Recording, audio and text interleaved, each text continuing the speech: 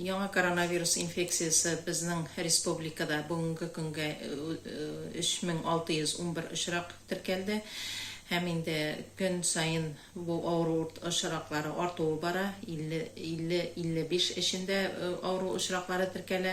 Безнең район буенча бер очрак официаль теркәлгән бер очрак. Бу инде 100 мең кешегә исәпләгәндә 3.6-ны тәшкил итә.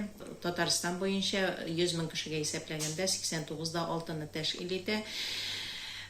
Безнең республика Россия Федерациясы субъектлары арасында 71-нче урынны тәшкил итсә, Идел буе округы регионнары арасында 12-нче урынны биләп тора.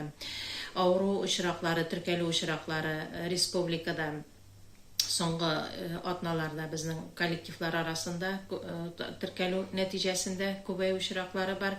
Бу инде эш бирүче һәм инде оешма предприятиедә шушы инфекциягә каршы эпидемия чараларының үтәлеп бетмәү нәтиҗәсендә һәм инде эшкә авыру йөртүче температура билгеләре белән үз вакытында изоляцияләнмәгән авыру йөртүченең тарату очраклары белән бәйле.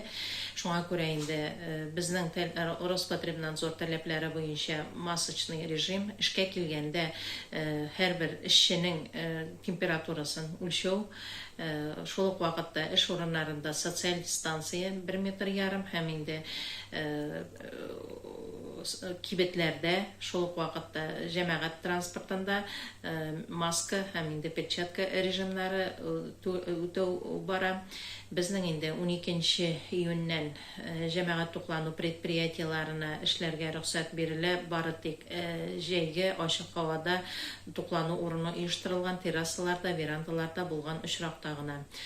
Объектның үзенең ашау залына халыкны эшкә кертеп утыртып тукландыру әле рөхсәт ителмәй. Шул ук вакытта халык безнең чит башка субъектлардан кунакка кайтучылар һәм инде килүчеләр 14 көн изоляциягә китмиләр. Бу 5 июньнән үз көченә керде, ләкин безнең районда изоляциядә булганнар 14 көннәрен медицина күзәтүе астында үтеп бетерергә тиеш булалар.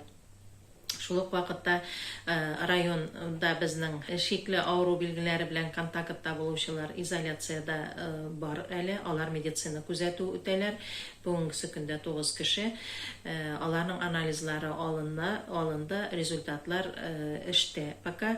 Һәм инде өске сулыш юлларының вируслы инфекциясы һәм инде пневмония авырулары белән авыручылар соңгы 2 атнада безнең күбәю очрагы күзәтелә.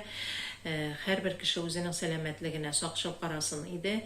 Һава температурасының кискен үзгәрү нәтиҗәсендә дә бу авырулар теркәлеп тора. Һәм инде һәрбер авыру шушы коронавирус инфекциясына анализлар алынып, результатлары безгә җиткерелеп барыла. Мин инде район халкына әйтер идем, сәламәтлегебезнең үзебез саклыйк һәм инде бер-беребезгә һәм тирә-яктагыларга ихтирамлы булыйк. Сәламәт булыйк.